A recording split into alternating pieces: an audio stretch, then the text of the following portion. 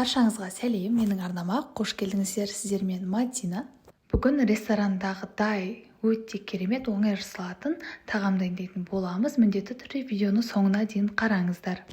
Ең алдымен пиязымызды осылай ұзынша етіп турап аламыз. Саңырау құлақтарымызды алып, оны да осылай бөліктерге бөліп дайындап қоямыз. Бұл рецепті шеф-повардың өзі жасаған оригинал рецепт, сондықтан тағы да осындай рецепттерді көргіңіз келсе, каналға тіркеліп қоюды ұмытпаңыздар. Және тауықтың төс етін аламыз да, оны да ұзынша етіп турап алатын боламыз. Өте керемет тегін мастер-класспен бөлісіп отырмын. Сіздер достарыңызбен бөлісіп қоюды ұмытпаңыздар. Осылай дайындап алдық. Енді табамызға майымызды құйып қыздырып аламыз да, үстіне пиязымызды салып қуырамыз. Видеода көріп тұрғандарыңыздай осылай қуырып алсаңыздар болады. Оның үстінен тауық етін қосамыз. Және де тұз қосып жақсылап араластырамыз. Ресторандағыдай отқа пісетін осындай өте ерекше тағам дайындаймыз. Біраз қуырып алғаннан соң үстіне бульон немесе су қосамыз. Көріп тұрғандарыңыздай ресторандағыдай тамақ болып шығады. Жақсылап араластырып отыруды ұмытпаңыздар. Өте оңай, 5-10 минутта дайын болатын тағам.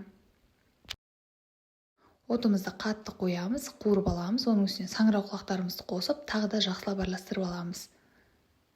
Көріп тұрғандарыңыздай керемет болып қуырылып жатыр.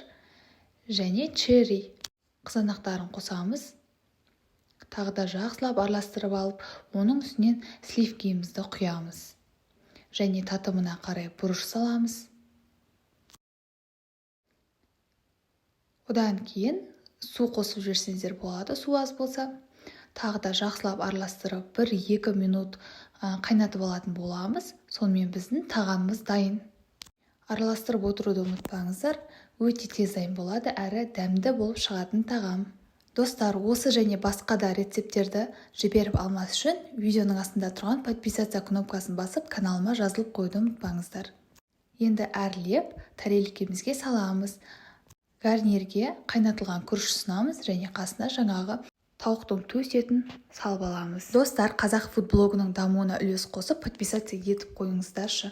Менің видеоларымды 80%-ға жуық адам тіркелмей қарайды екен, сондықтан тіркеліп қойды ұмытпаңыз. Менің осы жылғы қойған мақсатымның бірі YouTube'дан 100 000 подписчикке жету. Сондықтан сізге қиын емес, маған өте керемет үлес қосқан болар едіңіз. Міндетті түрде осы рецепт бойынша жасап көріңіздер. Лайк басып пікір қалдыруды ұмытпаңыздар. Астарыңыз дәмді болсын. Сіздермен болған Мадина. Келесі видеода кездескенше.